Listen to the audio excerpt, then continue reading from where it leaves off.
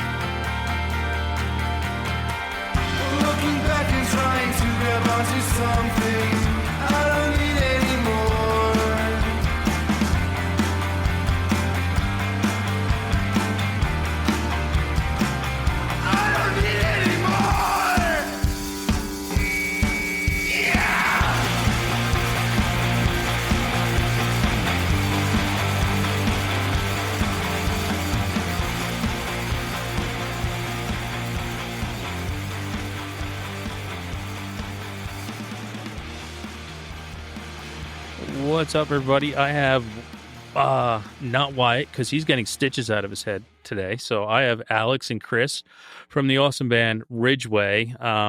If you haven't heard of them, you sure as hell will after this show. Welcome to the show, guys.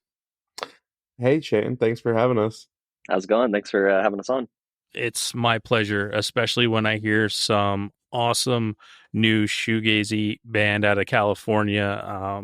Kind of I want to, looking at a genre the way it is, it's few and far between that something catches me, shoegaze wise, like the way that you guys do. So thank you for creating your most recent album, Wall of Stars.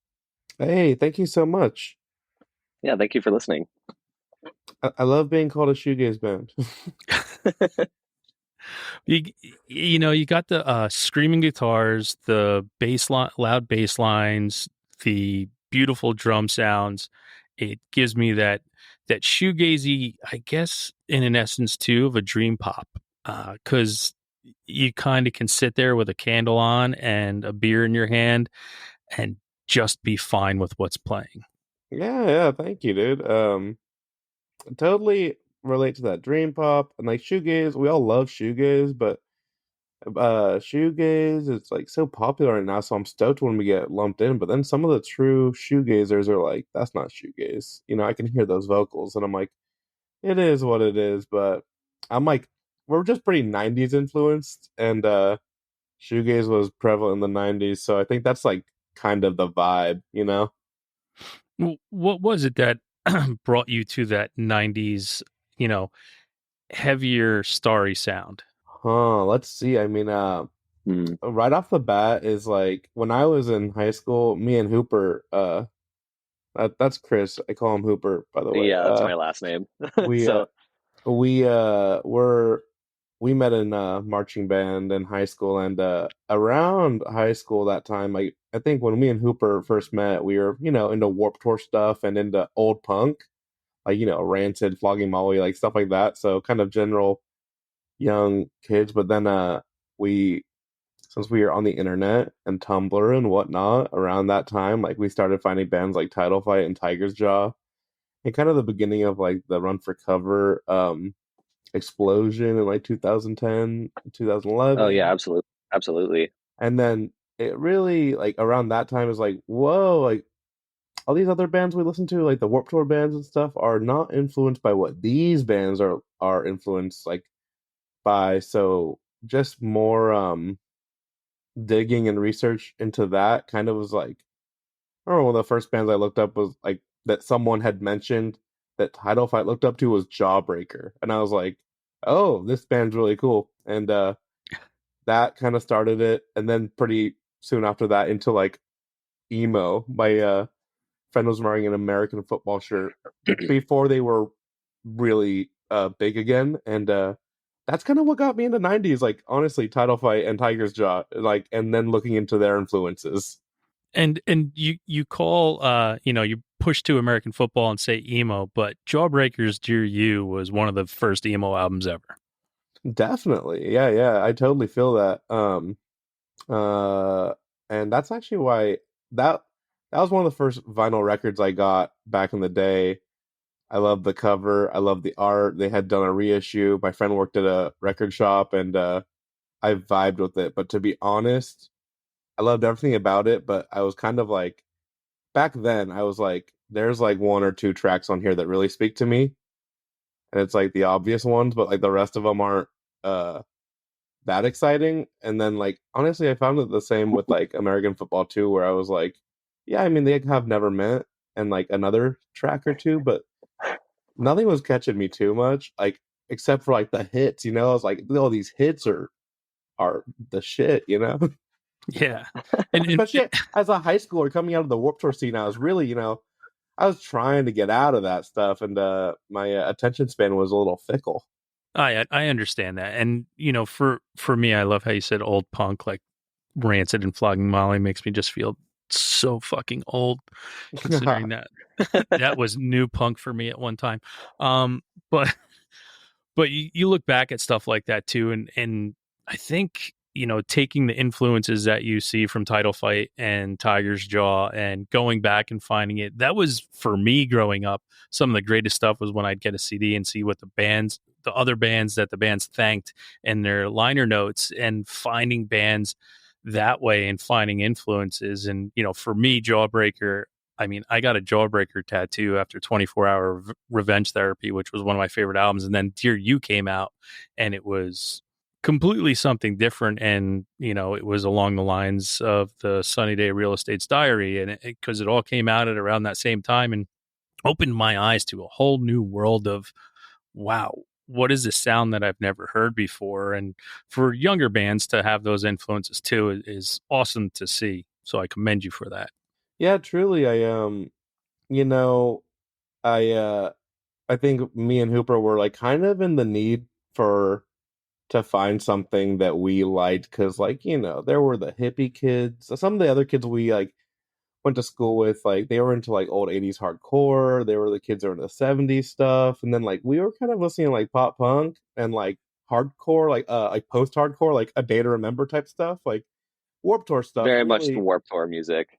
And we could, you know, it kind of saved us once, honestly, we found all this stuff through like Tumblr. So that like stuff like saved us out of this like cringe era, and we were very desperate to find something to like cling on to.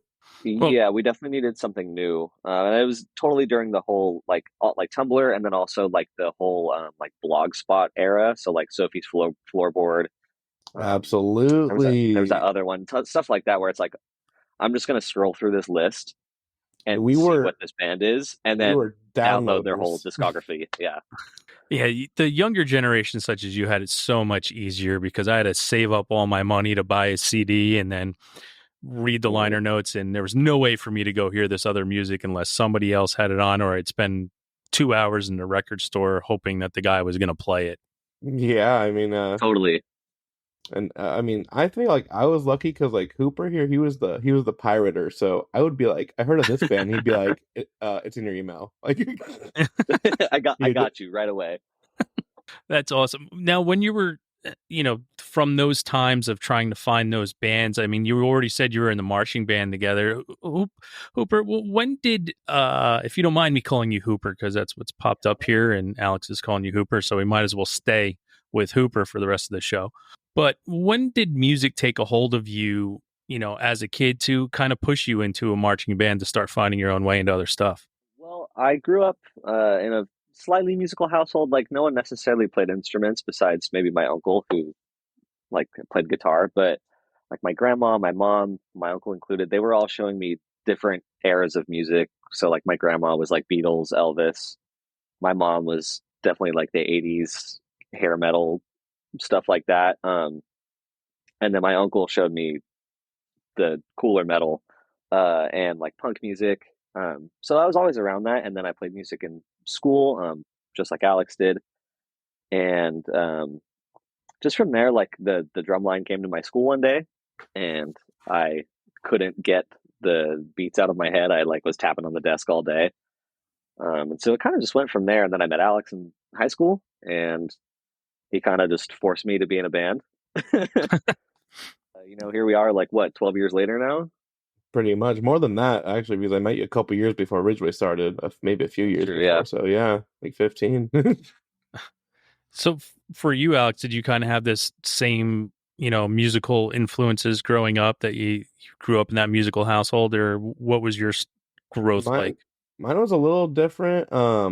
So I was so my mom loved oldies. Like, I don't know if you have a classic oldie station where you're from, but around here, like the Los Angeles station is a K Earth 101, and it's a world famous. Always listen to it. Pretty much just 60s, like, and 50s and 70s, West Coast bops. Lots of like mamas and papas and bunch of stuff, and then a little bit of disco. And then my mom passed when I was real young, like when I was around 8, and my grandma raised me. And then so once I started like hanging with my grandma, she was really into like the 50s stuff, so she really showed me like the Big Bopper, Buddy Holly, a lot of Beach Boys, and then like also like lots of Beatles, and then bunch of like Hispanic LA dudes like Freddie Fender and stuff like that. So that's like where my music starts, with like lots of oldies. And I really liked it back in the day, like when I was a young kid. Like it was just like really poppy and like really easy to sing along to, choruses up the wazoo.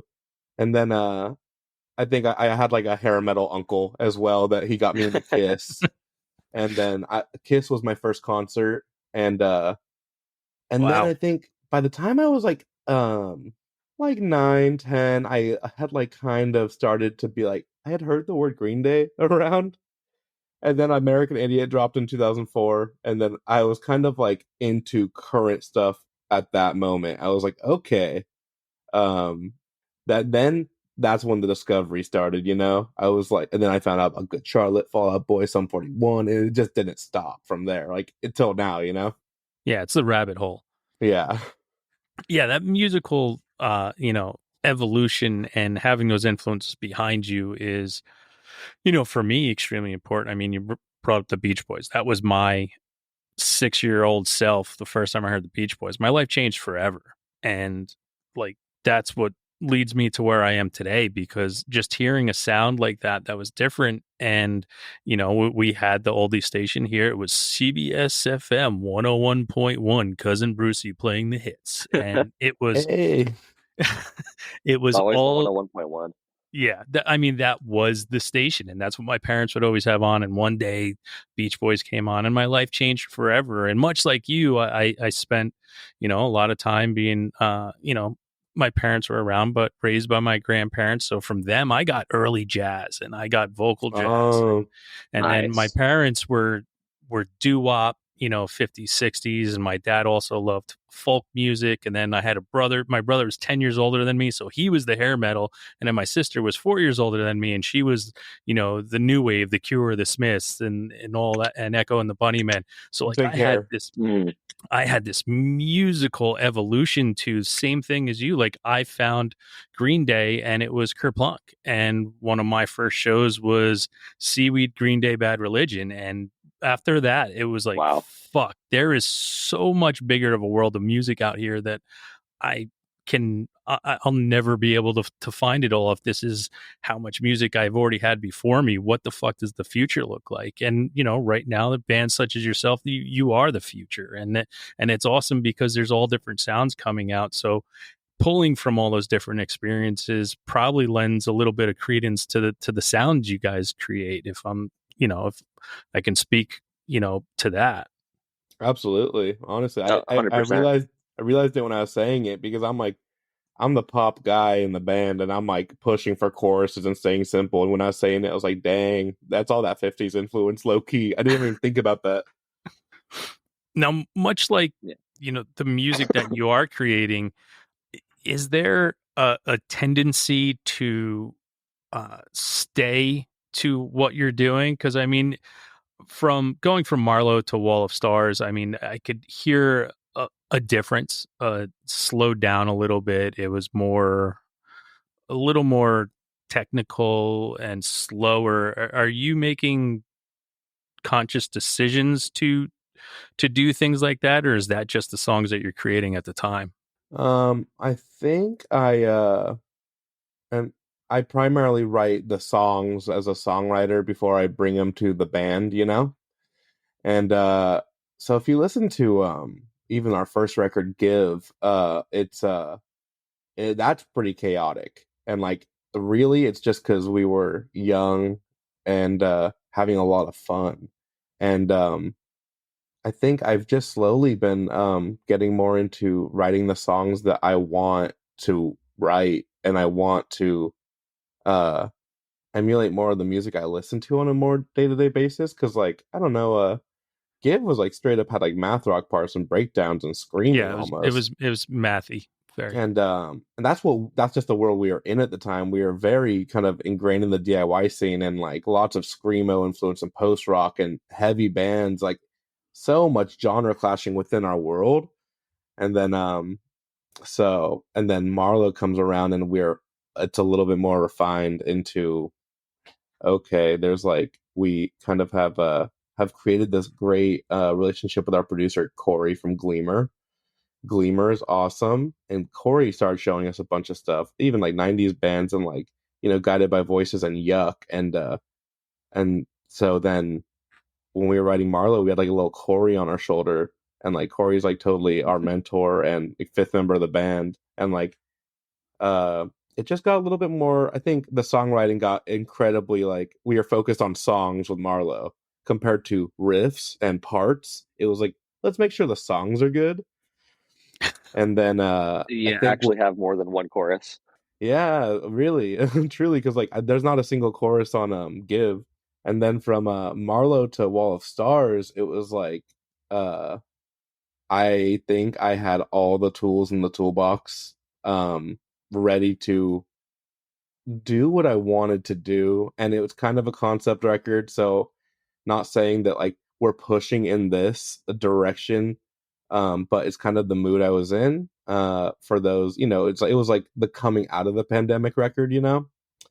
So um, yeah, I love forcing Hooper to stay super simple on drums, and I love staying super simple on my rhythm parts on guitar, and I love the vocal melodies being the star of the show. And then on top of that, uh Jacob and Wyatt in our band, they are kind of our um they're kind of our wild cards, because Jacob is a pretty wild bass player that writes parts that I would never even think to do, and I let him do it because it really makes our sound what it is. And then Wyatt is like a larger than life guitar lead writer. So I kind of let them add all that excitement and have as much fun as they want, where I consider me and Hooper, it's like, yo, let's stay as sturdy as a rock. And so that's even more, that's like probably the biggest theme of like the musical components on Wall of Stars is I want this to be planted on 2 feet on the ground, and just a good bass to like tell a good story and give some sweet melodies. And like that was essentially the goal. And Hooper, when he comes to you with this stuff, do you ever at any moment be like, "You got to pick it up, kid," or like, well, how do, how does it work with you staying grounded and seeing the vision that Alex has? How do you fit into that choreography? Well, I guess I would even. This goes back to us starting the band. He has always written the songs, and in the beginning, it was he would just come to me and we just hash it out and go for it. Um, but as we've gotten older and like the parts have gotten a little more simple and like I guess more mature in a way versus like Give, where it was just part chaos the whole time. It's more straightforward and it's a lot easier to get in a groove when the parts are just doing what they're supposed to do versus I need to throw a crazy drum part in here or I need to do a crazy fill. Um, and this even goes back to the just like old 50 songs and old like 60 songs. The drummers at that point weren't doing super crazy parts. Like Ringo Starr is one of my favorite drummers, and most of the time he was doing what the song calls for. And I think with Wall of Stars, that's what I tried to keep keep alive. It's just like I'm doing what needs to be done, and it fits the part where then Jacob and Wyatt can go do their crazy stuff. Now, when you guys meeting in high school in band, what when you guys found each other and found you had the same similarities and the same likes and dislikes, was it an immediate like, hey, we need to start a band? Was that the feeling when that happened? I'm gonna jump in and say absolutely not. No, not one bit. Honestly, so here's I'll tell a little story just because so I show up, and so after middle school, going into high school, I kind of had graduated from this punk thing into like, yo, I'm full-fledged Warped Tour. I love Under Oath, Chiodos, A Day to Remember, and The Devil Wears Prada.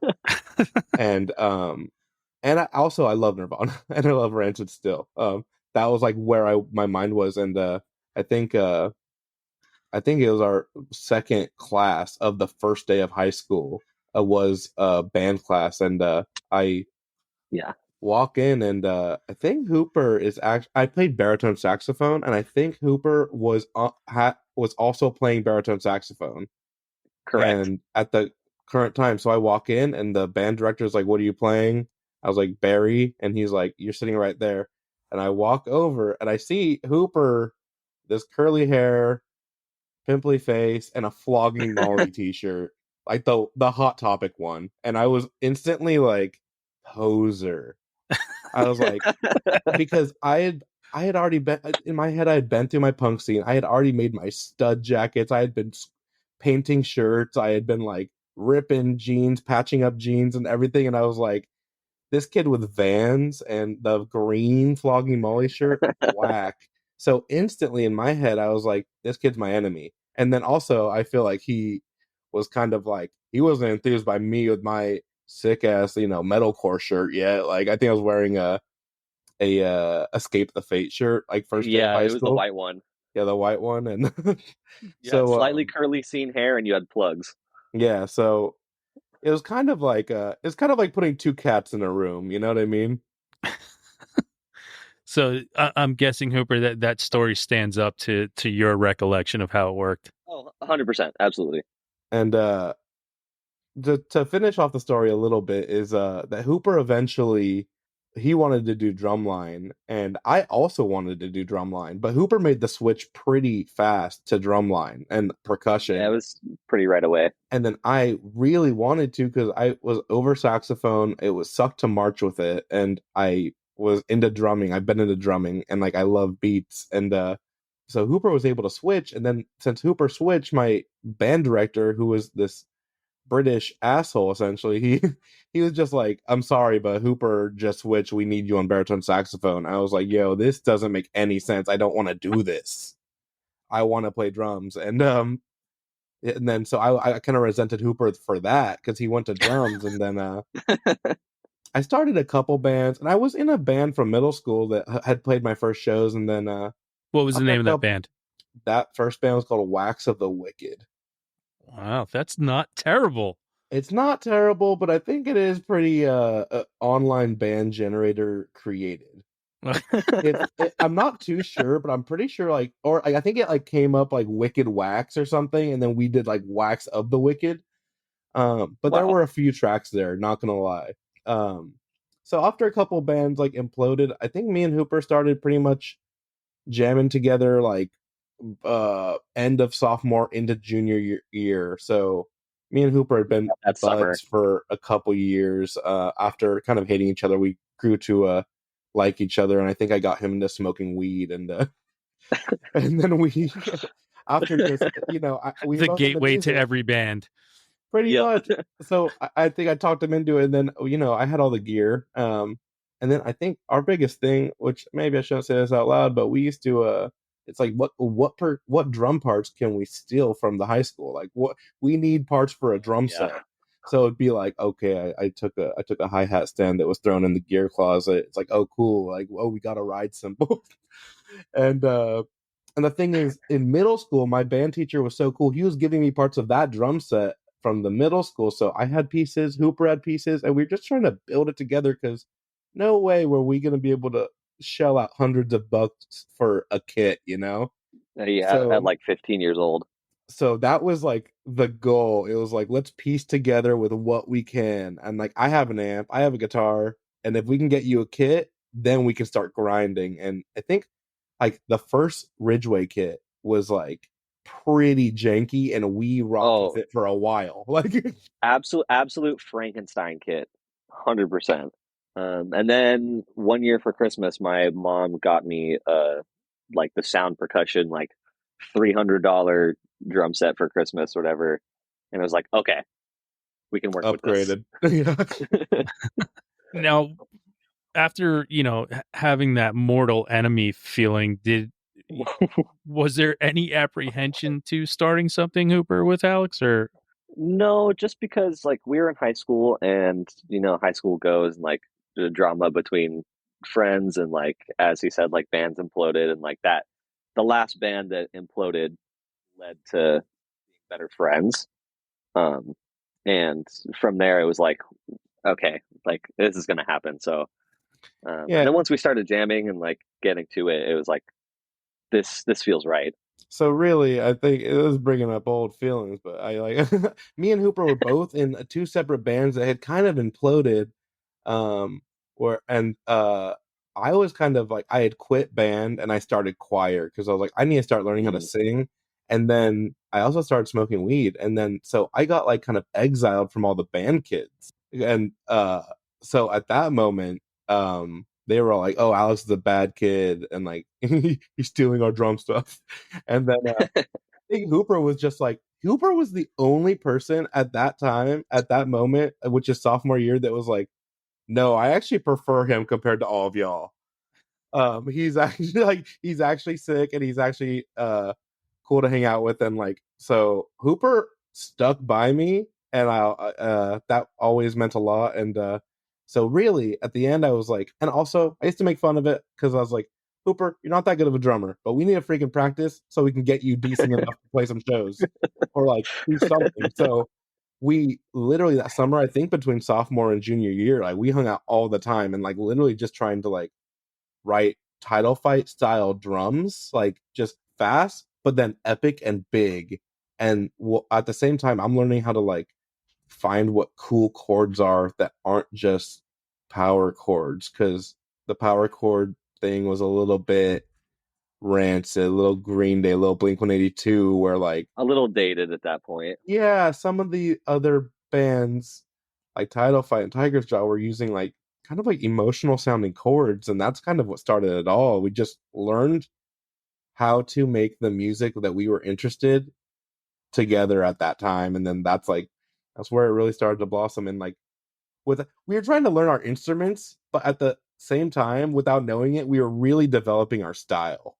Yeah, and that's a hard thing to, especially for young bands and new bands and coming together. I mean, not even knowing who you are until 3 albums down the road. I've said it before. I had a guest early on in this when they had 2 albums, but the first album and the second album, I mean, couldn't have been any more different. And I was like, do you feel like maybe you had alienated some of your fans that fell in love with you with the first album? And he goes, well, we didn't even know who we were. We were just making music and becoming a band. And so, yeah, that's what you do, right? You put out an album and then, later on down the road, you figure out who you are while you're still creating music with the people you're creating music with. And I was like, yeah, it makes a lot of sense.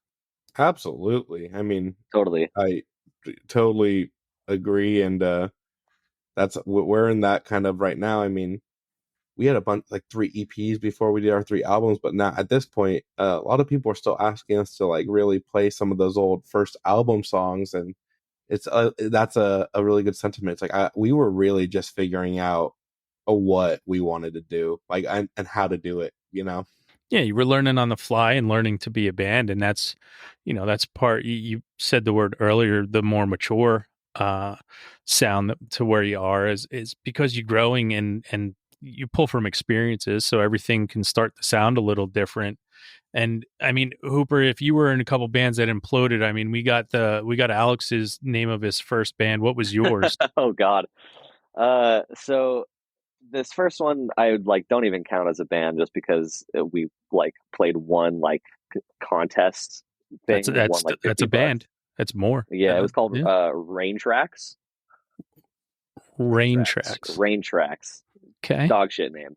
But then I was in 2 like punk like Oh yeah. like punk bands that like I was the only decent drummer around town that wasn't in a band at like 15, and these kids that went to our high school that were like a few years older than us somehow found me. I have no clue. And they were like, okay, like, heard you play drums, try out for this band, whatever. That band was called the Bananarchists. Well, wow. Yeah, that's I know. Even worse than Yeah, Rain no, it's Tracks. terrible. Yeah. Just wait. And then, but wait, so that band existed for a little bit. That was just like a joke band that like ended up in whatever. And then the next band was with some other punk friends, and that one was called the Testicle Difficulties. Well, seems like we're out of time here on the show, and yeah, I had no choice in those names. I simply played the drums. But it was very like the first band was kind of funny just because of the, I guess, opportunities that I had with that band, because they were all like 20, I was 15, but we ended up playing like these crazy backyard punk shows and like like a fest one time. Like I played with DI, I played with Fear, I played with Jello Biafra, Angry Samoans, so like all these like somewhat decently big punk bands. legends. Yeah, and I was like, oh, that's really cool. I didn't think this would actually bring anything about, but then that imploded and I left and Ridgeway started. Wow. So, okay, after some great band names that needed to implode, and yeah. So how did Alex, how did you start to round out Ridgeway? What do you mean by round out? Like build Like the after group? Yeah, like after pulling, you and Hooper trying to create something, how did you start to pull in, everybody else to round out the lineup as it is a good, today? So pretty good story. much, well, I mean, so I had a buddy that was a year older than me, Sharky, and he was he had been playing shows since he was a sophomore and I was a freshman, and I was just super into that thought, and I was like, dude, I want to get a band finally together with good songs and play shows and borrow someone's mom's car and go to play shows, and like that was the whole goal. I just want to play some gigs, and I did play a gig like I think freshman year with Wax of the Wicked before we broke up, and that was fun. It was actually a Sweet 16. um, but then yeah, then I guess a couple years went by where I was just really uh like nerve wracked that I hadn't been playing shows because of things like Tumblr, where I was really noticing like, dang, like all these other high school kids all over the country are playing like basement shows, and like it looks like all these pictures of kids piling on each other for hardcore and pop punk shows, and like I just really wanted that so bad. And then I think, yeah, after a year of writing with Hooper, like we started building the band and getting ready to start doing that around junior year. And this kid, this little, like, I don't even know how to describe him, but maybe a fuck boy. His name was Yeah, it's Sam. accurate. He was like a party kid. And we grew up in Orange County, so there's lots of these like very affluent, like really, I don't even know, surfer type kids. And this kid Sam, and he like loved Blink-182 and he loved bass, and I was like, yo, that's all I kind of need. I just need someone to play some bass.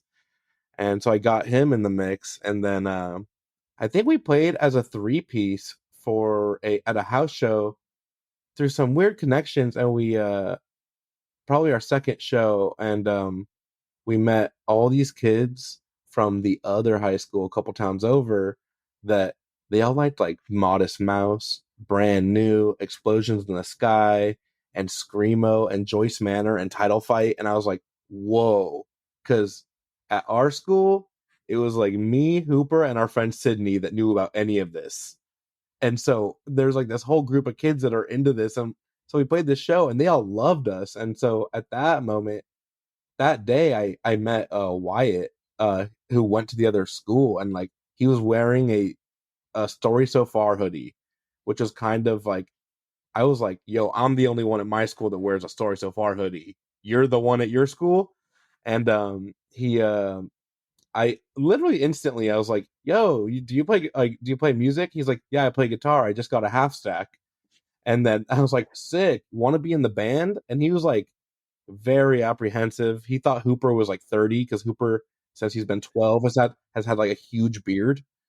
Um, so he was very apprehensive, but I got his number and I kind of just pestered him for a week or two, and then one day I think his like mom dropped him off at my house with his half stack, and we all crammed in my room and had a band practice, and that's how we met Wyatt. And then pretty soon after that, like within a month, I think we may have played one show, and then it's like I think Wyatt was like, "Yo, we got to get rid of this Sam kid.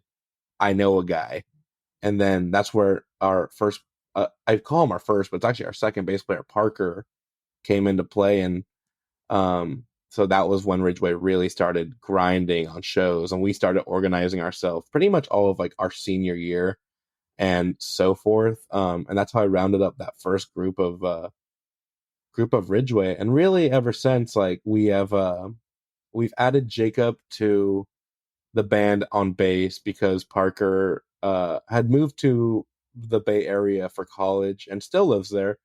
So we kind of were just like, oh, we need another bass player. We want to be like a much more active than a summer break type band, you know? Yeah, and when you start playing those shows and the house shows and everything, did you know at that moment you start doing this that we're going to make albums, we're going to do this, this is 100% going to be a thing? Absolutely. I mean, I've been dancing in front of my mirror playing air guitar since I was 7.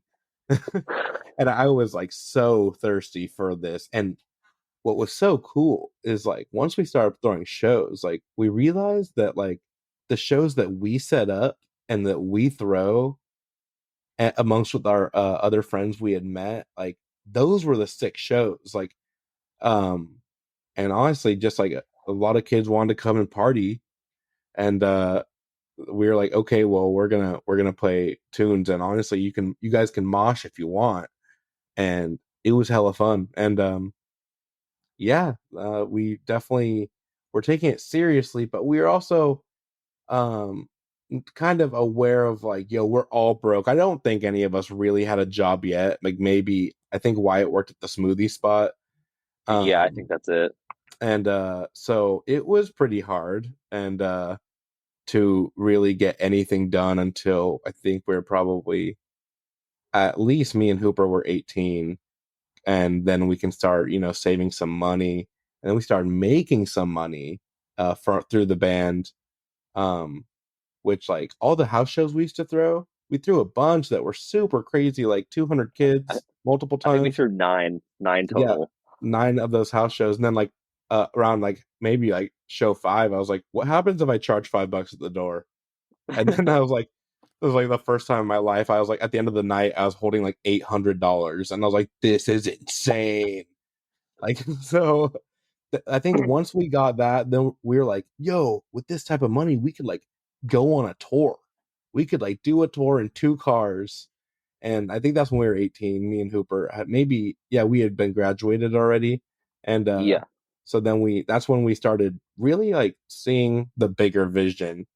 So we were like, we found a guy on Craigslist to do the first EP for $200, 3 Oh, songs, and we knocked it out in a day. Maybe I went back for vocals one day, and then yeah, then we started doing tours, and then that's when I love managing the band. I love booking. I love setting up everything. I love that control. I love like choosing a cool path for our group, and that's when that all started. Really, I was like, yo, it's kind of like a big puzzle.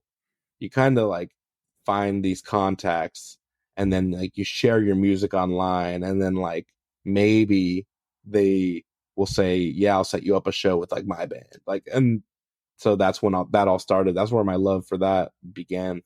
well, now if no one ever heard of Ridgeway before, and you had to kind of indoctrinate them into who it is and what it is you sound like, I'll start with Hooper. What song of yours would you play for someone Oh that's man. never heard Ridgeway before and say, "Hey, this encompasses who we are as a band"?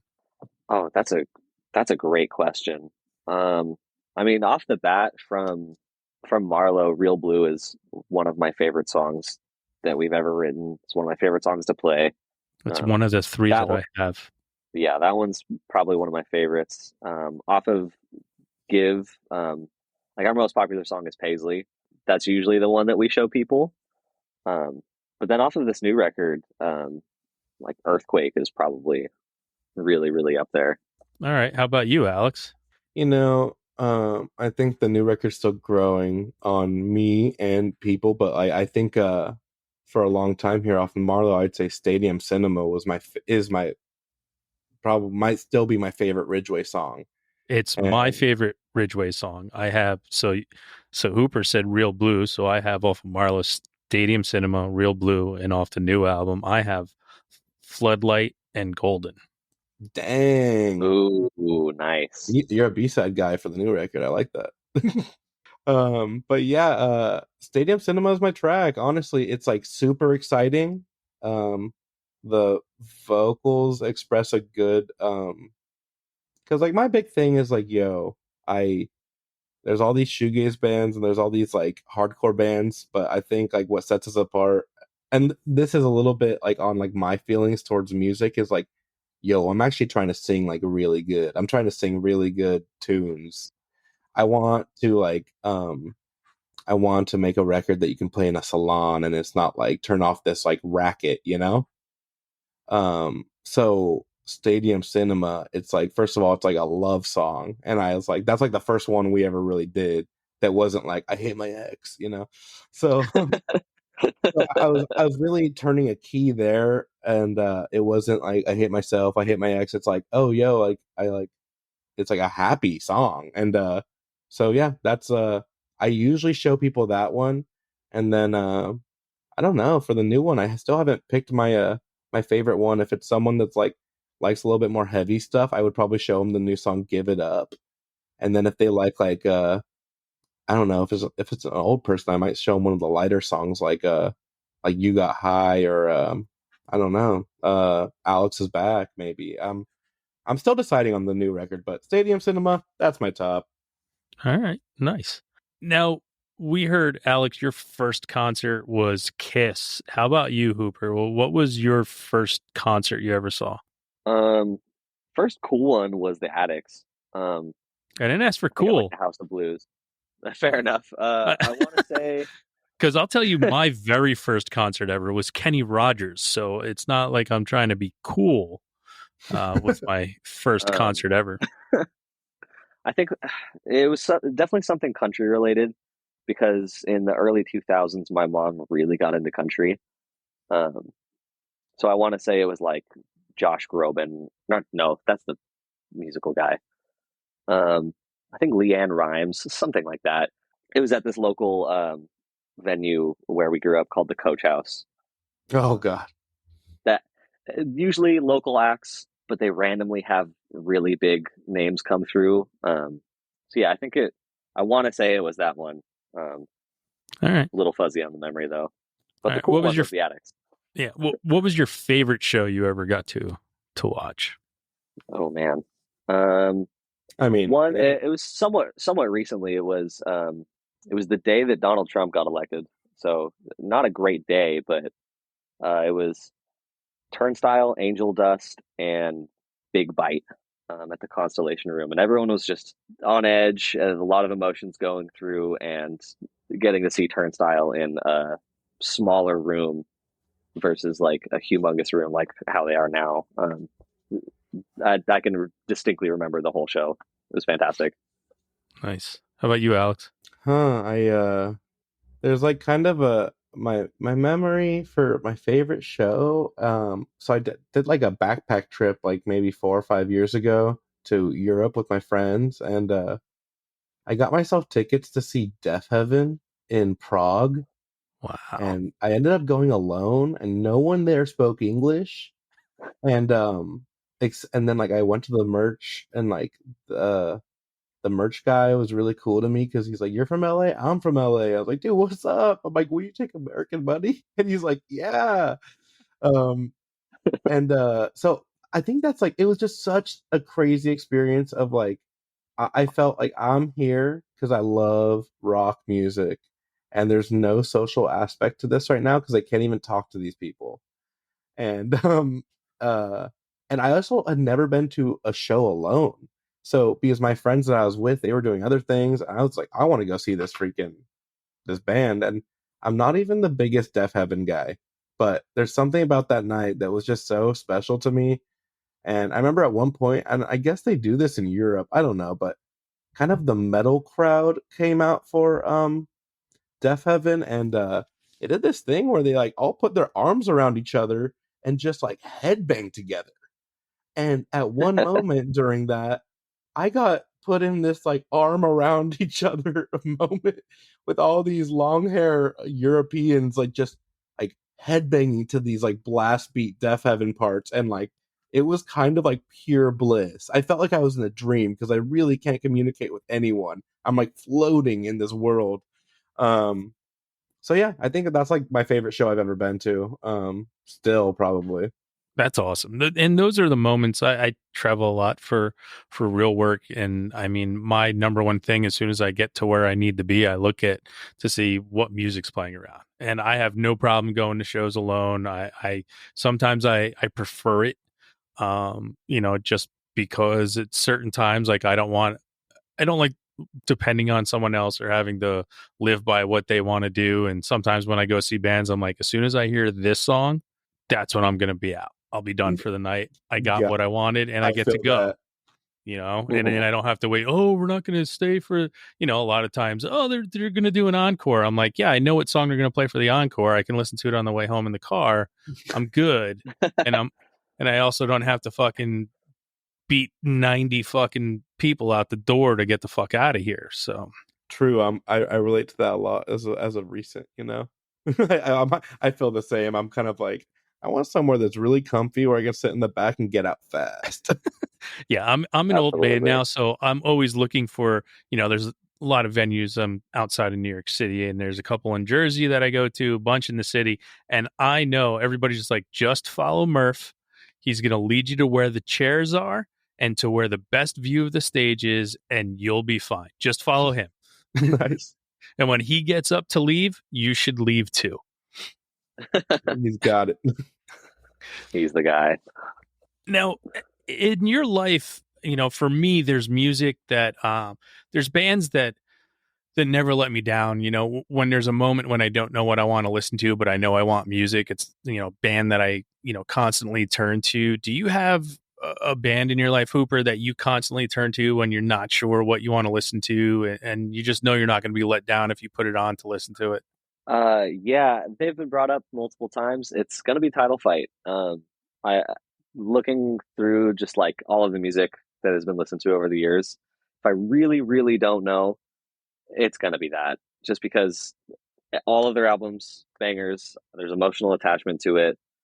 Um, I've heard them, so I know they're gonna be good. Um, and then I guess if not, like something older, but that's pretty much where my brain goes. How about you, Alex? Um, I'm such a attention guy, so I probably need two picks. But my grand scheme, big last 5 years, 6 years for me is probably the band Gleemer, who our producer Corey, it's his baby, it's his band. I love Gleemer so much. I need a Gleemer tattoo ASAP. Um, the I have a connection to every single one of their songs and every single one of their albums. I know all the words. It's like that band goes through my veins. But I also, as of recently, it's like I don't even need to listen to Gleemer because it lives inside me. So in this last few years, the band Slow Pulp has been that for me. I don't know if you've ever listened to them, but yeah, two amazing LPs that I think I enjoy 99% of all of the moments. I just love her melodies, and I'm a melody guy, so those are probably my two as of in my recent life. All right. Listen, they're good picks, and I understand why you picked them. All right. World's going to end in 5 minutes. Meteor's going to crash into the earth, and you can only listen to one song before we all fade away into obscurity. What song are you listening to? Alex, you're on the clock. Shit. Oh my god, okay, let me think. Maybe I might throw it back. I might do I think I might do Boys Don't Cry by The Cure. All right. I think that's just a classic one. And if it's on a speaker for the whole world to listen to, I'm like, you're welcome. Yeah, wow. It's a good choice. Hooper.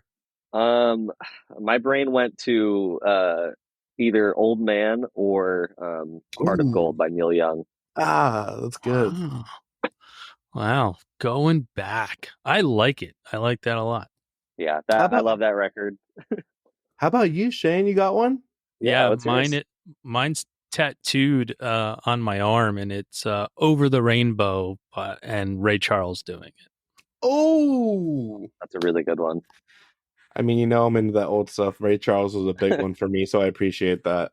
Yeah, that's my song. I have the chords tattooed on my arm, so they know it. They know what song to play when they find me dead somewhere. So, also, I'm gonna be attention again. I always gotta have two picks, but if you're doing that, we could also do like Ozzy Osbourne singing "Changes." Like, that's a good one. Just as the world burns.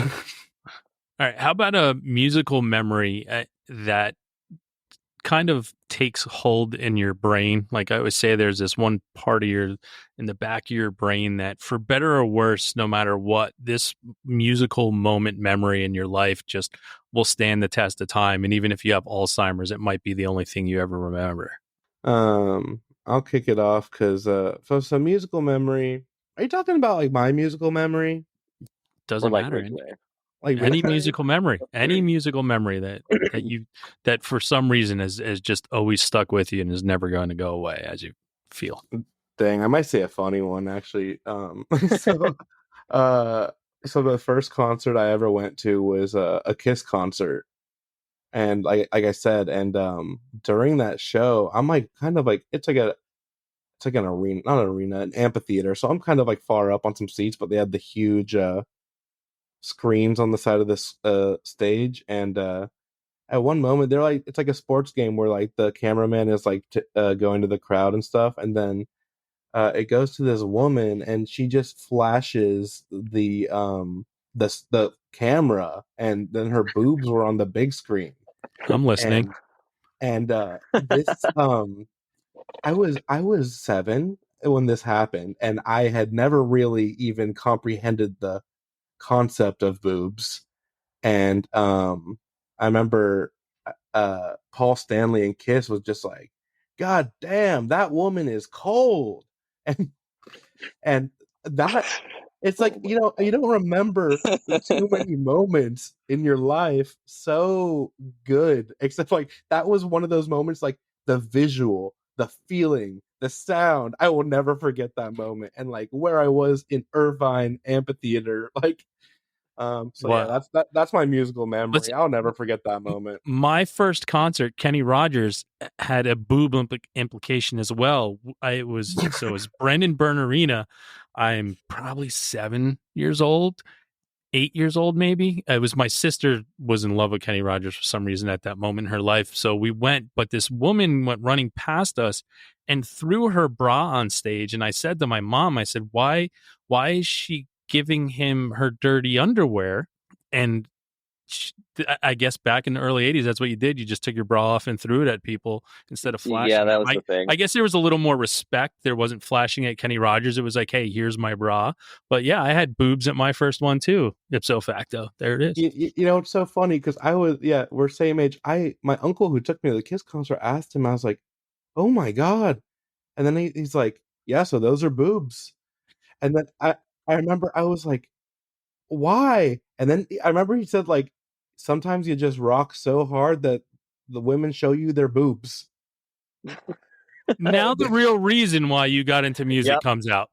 I mean, hey. That's it. And ever since that moment, I was destined. How about you, Hooper? Sorry, I was just thinking of it. This one involves Alex. We were in high school, I want to say 2011. And there's this thing in Huntington Beach, place where we close to where we live, and it's called the U.S. Open, and it was like a surfing festival, but they would have bands come and play, and so we're like 15, whatever. We take the bus up to the area, and the bands that are playing are MGMT and Surfer Blood, right? Yeah. And so we get there, it's super cool. And there's like a barricade that's like blocking. So there's the crowd, and then there's a barricade blocking the crowd from like the beachgoers. And we're on the edge of the barricade watching Surfer Blood, super fun. And then MGMT is about to play, and it was us two, and then there's one kid next to us, and I'll never forget this. This kid starts going like full ape shit, like mental mode. I need to see MGMT, and he starts taking the barricade and just like shaking it back and forth, pulling it, and Huge me and Alex, strides. like crazy. And so we're like, see what he's doing. We join in, and this was after multiple attempts of like trying to get past the barricade and the security guard being like, absolutely not. So we start rocking the fence. More people start jumping in. More people start jumping in. Soon there's like at least 100 people trying to pull this barricade down. It goes down, and then just I can't even describe how many people bum rushing towards the stage. and just packing in this little area, all on the sand. So like, there's so much danger of like broken ankles, stepping on who knows what. And then like during the crowd, MGMT said, "All right, everybody, throw your shoes, or you throw your right shoe," and just like arrows coming down, rain of shoes. "All right, throw your left shoe." Left shoe goes. Um, I went home barefoot that day because I threw my shoes. I had some like beater Vans on, so like, so we're taking the bus home full of all these like dirty surfer kids. 90% of who do not have shoes anymore because of MGMT. Wow. So we have starting a riot and seeing boobs. Those are great musical memories to live forever Yeah, for people. It's the visual, it's the smell, it's the Yeah. it's the everything. sounds.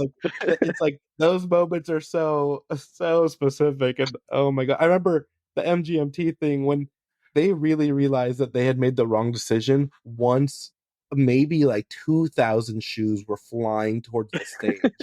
It was throw them at the band. I don't know why he did this. Like, Uh, and he no clue. regretted it like instantly.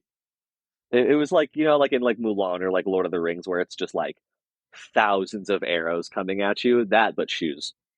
Wow.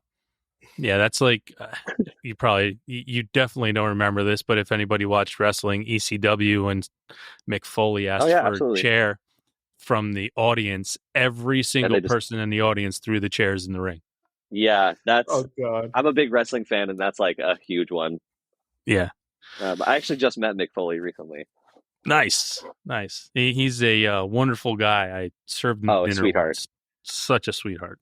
Well, guys, I don't want to keep you here forever. I'm really enjoying this. So we have so much more to talk about, which can lead us to another show at some point when another album comes out. But before we move on to our final segment, which is our weekly threes, Alex, why don't you take the time right now to tell all the listeners and everybody out there how it is they can find what Ridgeway is doing and how to keep up with everything you guys do. So, we're a band, Ridgeway, based in Southern California. We will be touring this year. We will be doing a full US tour this year, and we will be playing as many places as we can possibly play in 4.5 weeks. So, if we're not in your town, we might be within a couple hours of you, and I highly recommend coming out to see us this spring. Where you can find all that information is pretty much social media. We're on Instagram mostly because that's the only one I can really tolerate too much. But so check out our Instagram. It's all Ridgeway CA. Also Twitter, but I don't know. Don't really use it too much. Come on, And it's then X. Let's you're right. Oh my let's God. call it what it is. Find us on X, and so we're on those. That's where we post our dates, and that mostly these days I'm like, I don't really care about the social media engagement, but if you can come to a show and pick up a shirt or a record, not because you want it, but for me, do it for me because I asked.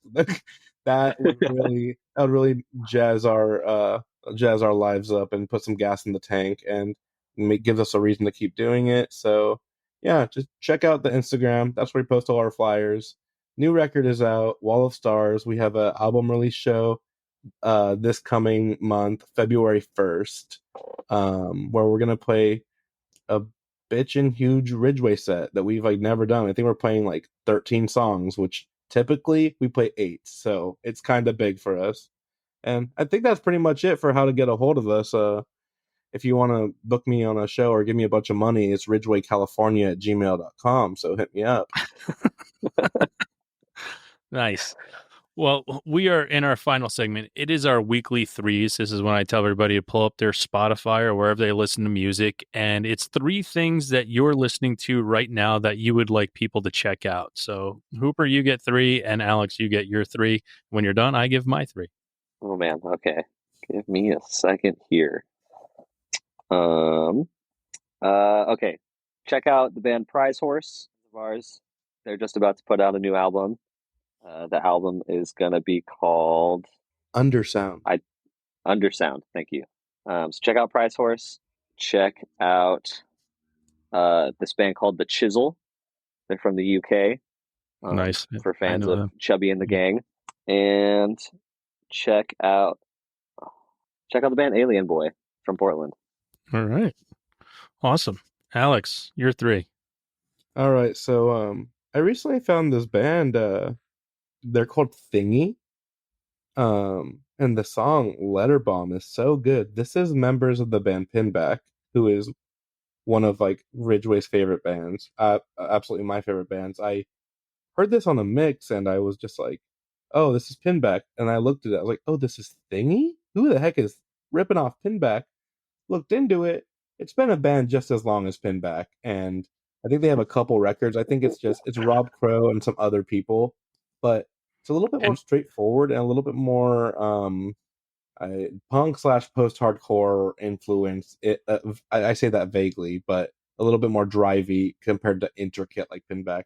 So check out Thingy, really awesome new find. And then there's this guy out of Philly named Greg Mendez. I really love his stuff. There's a song called Maria that has been like one of my favorite tracks recently. And let's see. And then other than that, I think I'm seeing Bug Bath. They have a new record out, or new EP coming out very soon. And the single that I love the most is Last Time I Dreamt of You. They're from Reno. They're awesome. They're playing our record release show, and yeah, those are my 3. Let's hear yours, Shane. nice. All right. So my 3 are, my first one is Lost in Sound. They're Bay Area pop rock band. The name of the album is The Silver Lining.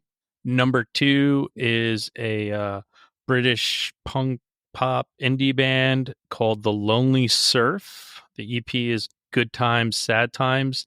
They used to be known as, if anybody followed pop punk out of the UK, they used to be known as Death by Shotgun, but they kind of got rid of that. Now they're called The Lonely Surf. And last but not least, indie rock band called Olympic White. Ain't That Livin' is their newest album. That's what I've been rocking this week. Dude, heck yeah. Nice. Those 3 acts I haven't heard of, so that's really cool. What was the release from The Lonely Surf that you said? Good Times, Sad Times. Okay, I'm saving it right now because they look like a bunch of cool chaps. Yeah. Well, Alex, Hooper, thank you guys so much for being here. Thank you for creating the music that brought us together, because that really is the most important thing. Music can mold minds, mend hearts, and just bring people together. And being able to sit here and talk to you about it has been, one of the best hours of my day so far. So I really appreciate you guys taking the time to come on the show and talk with us.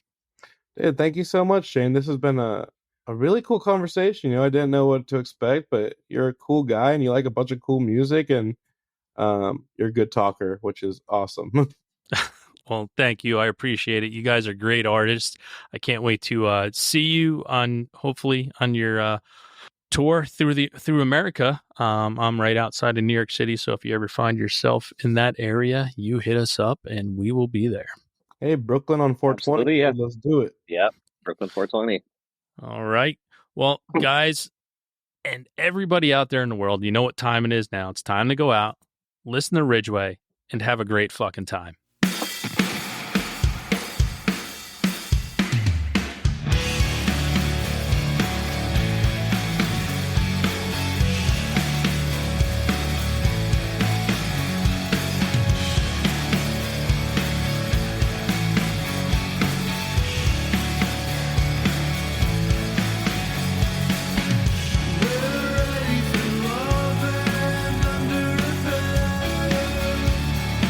Out of